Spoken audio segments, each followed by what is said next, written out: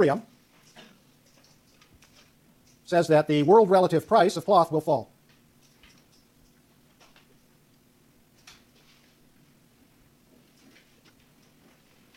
Okay. So the world relative price of cloth has now declined. So what does that imply for Portugal? So the world relative price falls, which implies that the terms of trade have declined, which implies aggregate economic welfare has declined. Okay, so let's go back here. This is our Portugal growth bias towards cloth. Right? So how do we show that? What we just said is that the world relative price of cloth will now decline, which means the slope of the ISO value budget line becomes flatter.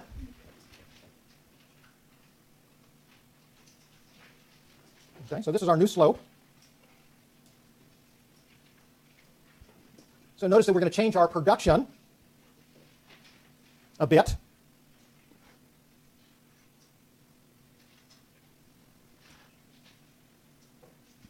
And so let's see, what do we call this? Point C. Let's call this point. Okay.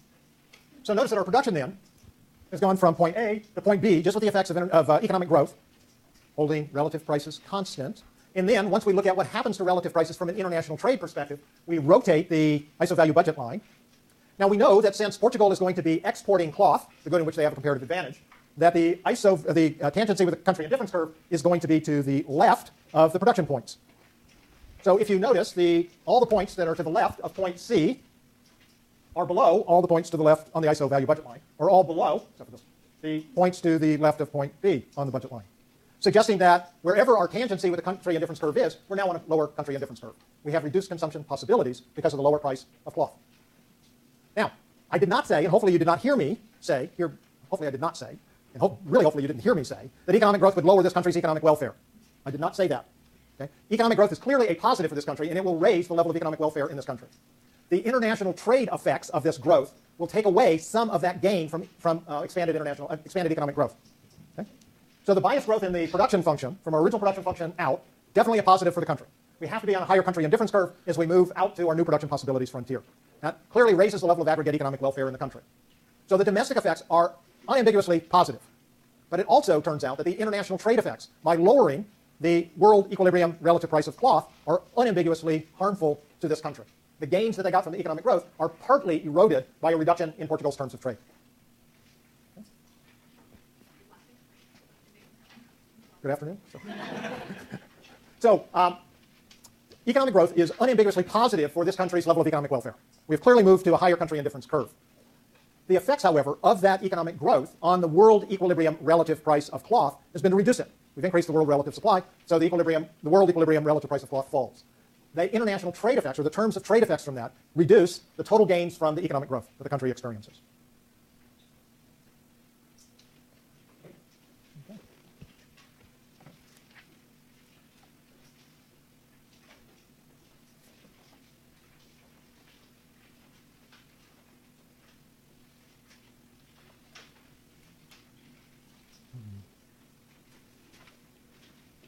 Let's see, what shall we do next? Okay. So next, let's think about what a messy set of notes. Who wrote these notes?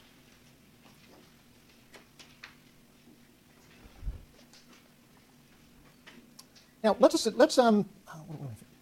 about this as England. In English growth, bias towards cloth. Be too easy to do it for one. Right? Now remember, England does not have a comparative advantage in the production of cloth. Right? This is the good that it imports. But let's suppose that for some reason, England acquires more capital.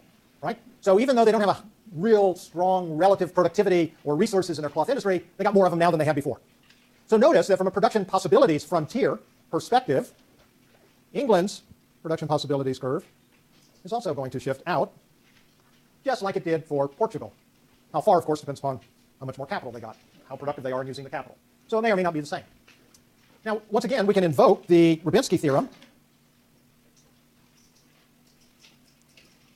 And by using the Rubinstein theorem, all we're saying is, okay, for right now, let's suppose that relative prices stay the same. So we've got the same slope on this new ISO value budget line.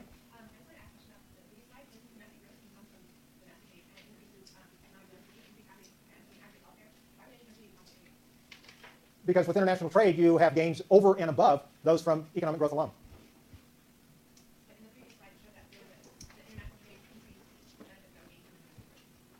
Well, except that we're still with international trade. Remember, the key to international trade, why economists like international trade, it allows us to consume beyond our production possibilities frontier.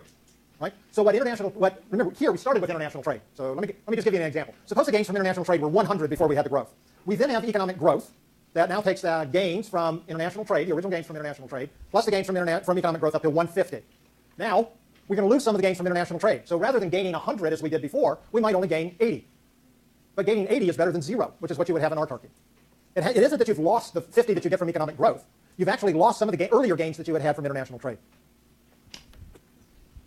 Work with Tom. See you in 3 weeks. Okay, so here we've got England, though, that has cloth bias growth. Right? Same thing. Looks just like what we have for Portugal. And again, by invoking the Rubinstein theorem, we see that production would move to B. England would produce a lot more cloth, and they would produce less wine. So again, this is also just an increase in the capital stock. And what we see is the ratio of cloth to wine production goes up. So at the same relative price, think about it more generally, at every relative price, England is now producing a higher relative quantity of cloth. Portugal's not changing it. Nothing's happened in Portugal yet. So they've got a good situation. So what happens is exactly the same, right? So the world relative supply of cloth has increased. Notice that the relative supply curve shifts to the right, regardless of whether the growth towards cloth bias growth, occurs in Portugal or in England. Doesn't matter. What happens to the world relative supply is exactly the same. Which also means that what happens to the world relative price would be exactly the same, qualitatively. But what happens in England's case? Terms of trade improve, right? So if this is the terms of trade for Portugal, the terms of trade for England, which exports wine and imports cloth, England's terms of trade have increased. So we'll put England over here. So the price of wine compared to the price of cloth has increased, which implies that the terms of trade have increased. So this is England. And that should tell us that their aggregate economic welfare has increased in England. Oh, that's a little different. So what we've said is that England is obviously better off for having had the economic growth, right? Expands our production, expands our consumption possibilities directly. But now England's even better off because cloth, which they import, has become cheaper. So they have to give up less wine in order to get the same amount of cloth that they had before. So England ends up being much better off. So if we think about it, in our original position before growth, the country indifference curve is going to be intersecting or tangent somewhere down on this side, to the right and below point A. After economic growth, we're going to be, again, somewhere down in this range. So now, what happens to the ISO value line? Flatter or steeper? Goes flatter, right? We still have a relative price of cloth, which has gone down. So this is our new world relative price of cloth. We've changed our production, but again, our country indifference curve is going to be tangent somewhere down in this range. So we'll be on a higher country indifference curve here than on the blue line, blue ISO value budget line, than we will on the red one. Yes, you got a question?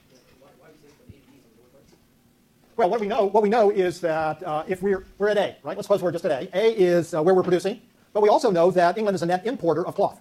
So consumption has to be somewhere to the right, which means that the country indifference curve has, since we consume along the budget line, the country indifference curve has to be tangent to that lower right-hand section. And that'll be, as long as we're an importer, we will always be to the right of our production point. And as the line gets flatter, we'll be at a higher and higher country indifference curve. So we've also seen an increase in aggregate economic welfare.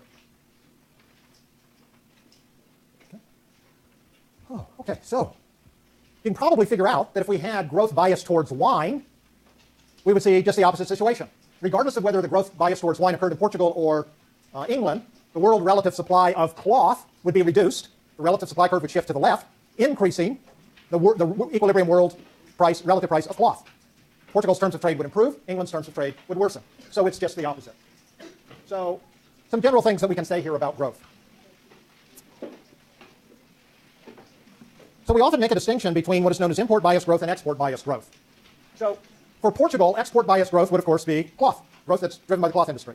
where import bias growth would be growth that was biased towards the wine industry, and just the opposite for England. So we're just looking at what are we exporting? Is that the source or the sector of the economy that's providing the economic growth? So just tell us what sector we're in. Now, export bias growth worsens the growing country's terms of trade. Right? That's what we saw. Portugal had export bias growth towards cloth. Right? Their terms of trade were reduced. England's terms of trade were improved. If we had import bias growth, that improves the growing country's terms of trade. So again, it's almost just the opposite. You can work through what that might be if the growth had been biased towards wine. So just to answer a couple of questions, what if we had export bias growth in the rest of the world? So we could think about what happened to Portugal when England had growth biased towards cloth. I'm sorry, that's actually, that would be import. Okay, I'm sorry, yeah. You always have to think about who's doing what. So Portugal exports cloth, which means the rest of the world, in our case England, imports cloth. So if England has import bias growth, that is growth biased towards cloth, worsens our terms of trade. The easy way to think about it is what's happening to the world's supply of the product that we export. It doesn't matter whether it's our growth or it's our trading partners' growth. If the world supply of what we export is increasing, our terms of trade will be worse. And similarly, if we have growth biased towards our imports, or if our import product is growing in the world, it doesn't matter whether it's coming domestically or from foreign sources. It will help our terms of trade. Okay, I'll come back to this real quickly on Thursday just to see if I can't make more sense of that.